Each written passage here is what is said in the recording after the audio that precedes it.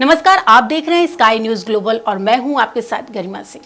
PM Modi समय समय पर जनता से रविवार को मन की बात करते रहते हैं। इस दौरान वे कई अहम मुद्दों के साथ लोगों को सुझाव भी देते हैं।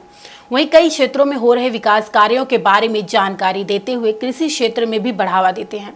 बता दें कि इस कार्यक्रम का पहला प्रसारण 3 अक्टूबर 2014 को किया गया था। जी हाँ, पीएम मोदी ने इस रविवार मन की बात कार्यक्रम को संबोधित किया, जिसमें उन्होंने कहा कि हाल ही में देश ने एक ऐसी उपलब्धि हासिल की है जो हम सभी को प्रेरित करती है। आप लोग क्रिकेट के मैदान पर किसी बैट्समैन की सेंचुरी सुनकर खुश होते होंगे, लेकिन भारत ने एक और मैदान में सेंचुरी लगाई है। इस महीने 5 तारीख को देश ने यूनिकॉर्न की संख्या 100 के आंकड़े तक पहुंच चुकी है। एक यूनिकॉर्न यानी कम से कम 7,000 करोड़ का स्टार्टअप होता है। इन यूनिकॉर्न्स का कुल वैल्यूएशन 25 लाख करोड़ रुपए से भी ज्यादा है। ये बात हर भारतीय के लिए गर्व करने की बात है। उन्होंने यह भी कहा कि देश में लगातार स्टार्टअप की संख्या बढ़ रही है। इस दौरान पीएम मोदी ने कई ऐसे लोगों का जिक्र किया जिन्होंने खुद अपना स्टार्टअप शुरू किया और रोजगार पैदा करने का काम किया है। इसके अलावा उन्होंने कहा कि हमारे लिए ये बहुत खुशी की बात है कि स्टार्टअप के लिए भारत में आज पूरा सपोर्ट सिस्टम तैयार हो रहा है। आने वाले समय में हमें भारत के स्टार्टअप वर्ल्ड की नई उड़ान देखने को मिलेगी।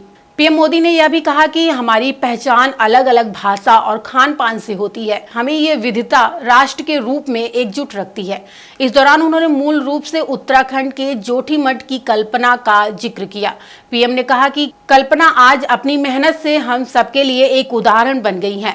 वे पहले टीबी से पीड़ित रही और तीसरी कक्षा में उनकी आंखों की रोशनी चली गई। कल्पना ने हाल ही में कर्नाटक में 10वीं कक्षा की परीक्षा पास की है।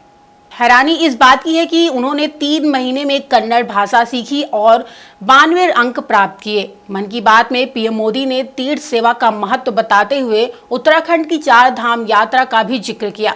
उन्होंने कहा कि केदारनाथ में हर दिन हजारों की संख्या में श्रद्धालु पहुंच रहे हैं।